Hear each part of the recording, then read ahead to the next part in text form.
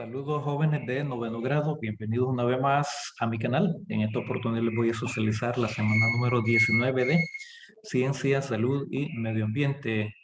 Recordarles, semana número 19, unidad 8, Diversidad de la vida, virus y bacterias. El contenido, virus y bacterias. Recordarles siempre mantener la misma metodología para ir elaborando esa breve síntesis o resumen.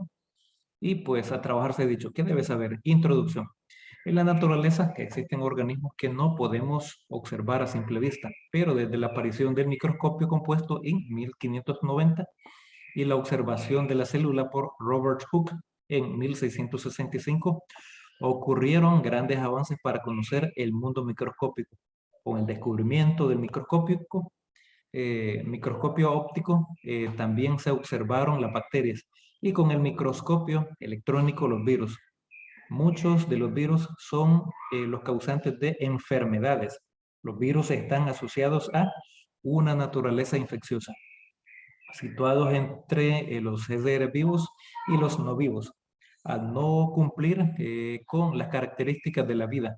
Algunas bacterias pueden provocar enfermedades, pero la mayoría pueden formar parte integral de nuestro cuerpo. Por ejemplo, las que habitan en nuestro intestino son benéficas. Bueno, entonces las bacterias sí son importantes en nuestros intestinos. Los virus, a finales de la década de 1800, se tuvo el primer contacto entre los virus e investigadores que estudiaban las plantas de tabaco. El virus del mosaico del tabaco era tan pequeño que atravesaba las mallas para filtrar bacterias y no podía ser detectado con el microscopio simple. Le dieron a esa entidad infecciosa invisible el nombre de virus, veneno en latín, observando que se trataba de complejos supramoleculares formados por ADN, que es básicamente ácido desoxirribonucleico o ARN y proteína. En la actualidad los virus se definen como partículas infecciosas no celulares, sin posibilidad de replicarse por sí solas, sino a través de células de seres vivos, y utilizan sus recursos para hacer más virus, básicamente al reprogramarla para convertirla en una fibra o una fábrica de virus, debido a que no pueden reproducirse por sí mismos. No se consideran vivos y se les llama parásitos intracelulares obligados. Entonces, mucho cuidado. Hay que protegerse en la mayor parte de ser posible pues, de esos virus, porque los virus utilizan nuestras células para poderse reproducir. Características de los virus. Los virus no cumplen con la mayoría de las características del mundo vivo. Consisten en una macromolécula de ácido nucleico, material genético, ADN o ARN. También es o en una cubierta proteínica, que carecen de citoplasma, ribosomas y otros componentes típicos de la célula. Se reproducen al infectar las células hospedadoras. No se desplazan ni crecen por sí solas. Son pequeños, pueden encontrarse en casi cualquier lugar donde haya vida. Son causantes de muchas enfermedades en humanos, animales y plantas. Ojo, esa última pues, característica es una característica de las más fundamentales. Y saben, ¿verdad? Las enfermedades pueden llevar a la muerte, a las plantas, animales y también a los humanos. Y ahí tenemos la figura número 1, diversas estructuras virales, causantes de distintas enfermedades. Ahí son virus. Ahí tenemos el virus de la COVID-19, que es el primero, del VIH-Sida, el mosaico del tomate, el virus del Zika, del ébola, etcétera, etcétera. Y ese otro, pues básicamente es el bacteriófago, que tiene, digamos, forma de tuerca con tornillo y su cola, tiene cuello, etcétera, etcétera. Estructuras de un virus. Hay muchos virus diferentes en el mundo, varían de sus tamaños, formas y ciclos de vida. Sin embargo, tienen estructuras en común. Genoma, que es el material genético, se encuentra dentro de la cápside y puede ser de ADN o ARN, ya sea una sola cadena o de doble cadena, lineal o circular. Cápside es una cubierta protectora de proteínas que se ha especializado en permitir la entrada del virus a una célula huésped específica. Luego tenemos por ahí, las más comunes son las siguientes. Poliédricas tienen muchas caras y por eso deriva su nombre. Poli significa varias. Filamentosas de apariencia lineal, delgada a modo de hilo. Y complejas son una especie de híbrido entre las formas filamentosas y poliédricas. En su forma básica pues, se componen de una cabeza generalmente icosaédrica unida a una cola filamentosa. Luego tenemos ahí la envoltura, es una capa de membrana que puede o no estar presente. Está constituida por lipoproteínas de origen celular en la que se insertan glicoproteínas. Y ahí tenemos básicamente en la figura número 2 una estructura compleja de un bacteriófago donde tenemos ahí la cabeza y también la cola. Entonces ese es un virus básicamente. La forma, cómo se visualiza con un microscopio, por supuesto, porque eso es tan pequeño que no se puede lograr, visualizar a través del ojo humano. A simple vista, pues no se puede. Clasificación de los virus. Algunos investigadores se basan en sus características morfológicas y otros han propuesto hacerlo de acuerdo con efectos de o que producen.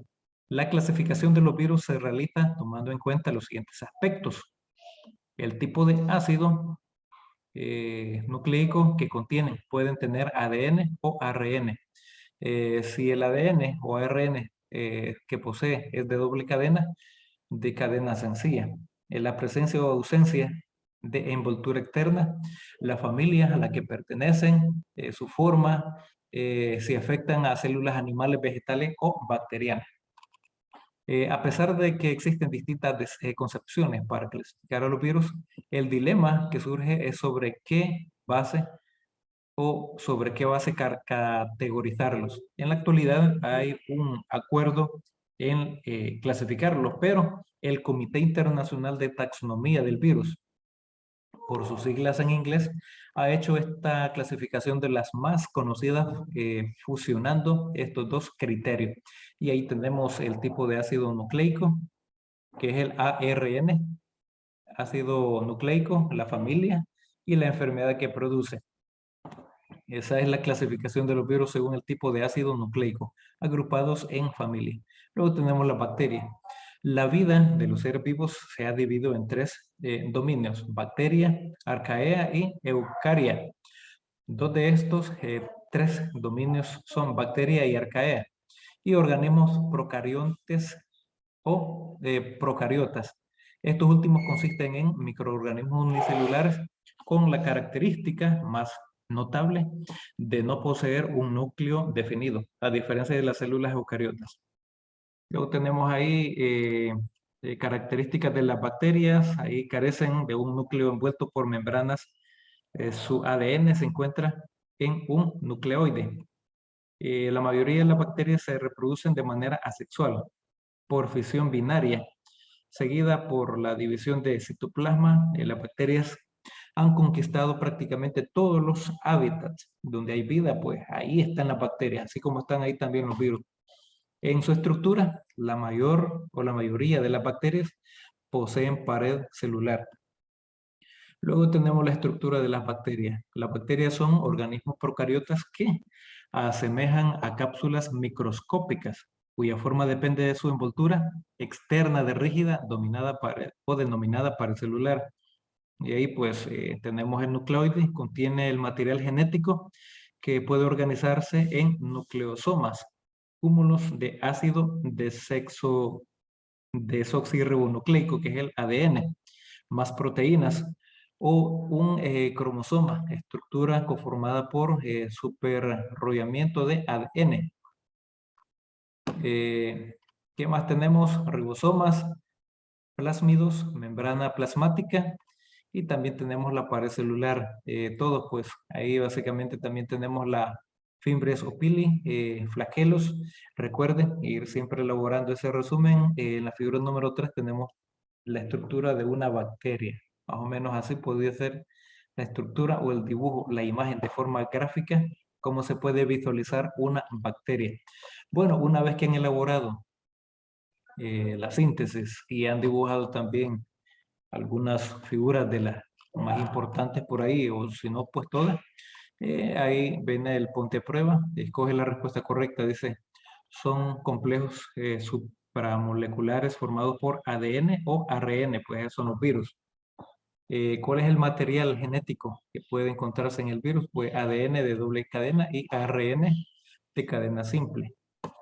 En el número 3, ahí selecciona la estructura de los virus utilizando como un aspecto de clasificación, pues la cápside y el material genético. Además, pues las bacterias se caracterizan por tener un núcleo definido, pues eso es falso. Luego tenemos el resuelve. Van a escribir, pues el subtítulo resuelve bacterias. Se experimenta realizando un cultivo de organismos procariotas, que son las bacterias.